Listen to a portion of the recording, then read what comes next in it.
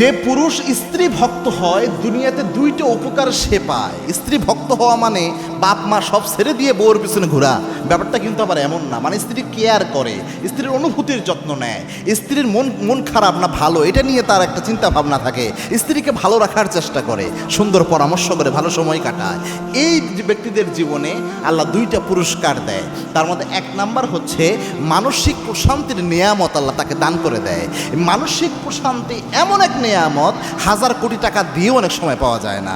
মানসিক প্রশান্তি এমন এক নেয়ামত দুনিয়ার সব নারীকে যদি আপনি আপনার কাছে রাখেন তাও অনেক সময় পাবেন না, যদি এটা আল্লাহ না দেয়। এটা চমৎকার একটি আল্লাহর নেয়ামত, এটা কোনোভাবেই আপনি খামখেয়ালি হিসেবে নিতে পারবেন না। এবং কি আল্লাহ রাব্বুল আলামিন নিজে জানিয়েছেন স্বামী স্ত্রীর সম্পর্কের ব্যাপারে, লিতাসকুনু ইলাইহা, এই সম্পর্ককে আল্লাহ এই জন্যই বানিয়েছেন যাতে একজন আরেকজন থেকে মানসিক প্রশান্তি গ্রহণ করতে পারে। আবার আল্লাহর হাবিব বলেছেন যে স্বামী স্ত্রীর জন্য হচ্ছে পোশাক স্বরূপ। আল্লাহ বলেছেন স্ত্রী হচ্ছে স্বামীর জন্য পোশাক স্বরূপ। হুন্না লিবাসুল লাকুম ওয়া আনতুম লিবাসুল লাহুন্না, আল্লাহর কোরআনের ঘোষণা। আর রাসূল সাল্লাল্লাহু আলাইহি ওয়াসাল্লাম নিজেও তার স্ত্রীদের সাথে প্রশান্তময় আচরণ করতেন। মা আয়েশা বলতেন আল্লাহর হাবিব যখন ঘরে আসতো মনে হতো জান্নাতের সুশীতল বাতাস ঘরের দিকে চলে আসতেছে, এত প্রশান্তি আমরা অনুভব করতাম। মানে স্ত্রীরা রাসূলকে পেলে এই প্রশান্তিটা অনুভব করতেন, আবার আল্লাহর হাবিবও অনুভব করতেন। এজন্যে প্রশান্তির নেয়ামত আল্লাহ দান করে, অন্তরের মধ্যে একটা আলাদা প্রশান্তি। হয়তো টাকা কম থাকতে পারে, খাবার কম পেটে ঢুকতে পারে, কিন্তু এটা প্রশান্তি তার হৃদয়ে থাকে স্ত্রীর সাথে ভালো সম্পর্ক থাকার কারণে। দুই নাম্বার হচ্ছে সে যেটা পায় সে চরিত্রহীন হওয়া থেকে বেঁচে যায়। মনে রাখবেন যারা স্ত্রীর সাথে ভালো কানেক্টিভিটি থাকে, ভালো সম্পর্ক থাকে, দুনিয়ার কোনো ফেতনাই তাকে ওইভাবে আক্রমণ করতে পারে না, কেননা তার মন এক নারীর দিকে আসক্ত, অর্থাৎ তার স্ত্রীর দিকে আসক্ত। আমি বলছি না যে আপনি একাধিক বিয়ে হারাম প্রমাণ করতেছে, এই ব্যাপারটা এমন না।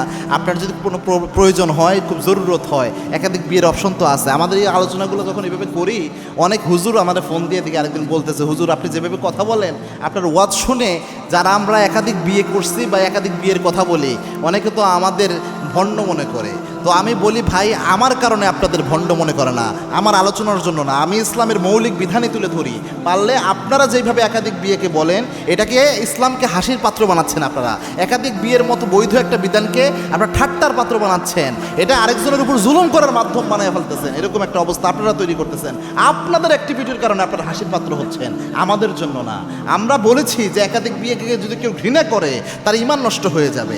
হ্যাঁ, যার প্রয়োজন আসে সে করবে। এখানে এক ব্যক্তি নিজের এক স্ত্রীর উপর ইনসাফ করতে পারে না, ওই ব্যক্তির আপনি বলতেছেন, বুঝাইতেছেন এমনভাবে ওই ব্যক্তি মনে করতেছে একাধিক বিয়ে না করলে আমার ঈমানের ঘাটতি আছে, আমার তাকওয়া কম, আমি মনে পুরুষই হতে পারলাম না, এরকম এক বুঝ দিলেন। তার মানে আপনি ইমাম বুখারীকে কাফিরি বানিয়ে ফেলবেন, যদি বিয়েই করে নাই। এমন বহু মুহাদ্দিস ছিল, বহু তাবিঈ ছিল যারা বিয়েই করে নাই, একটাই করে নাই। তাহলে আপনি আপনার মতো তো তারা পুরুষই ছিল না, তারা তাকওয়াবান ছিল না। সুতরাং এইভাবে বলবেন না।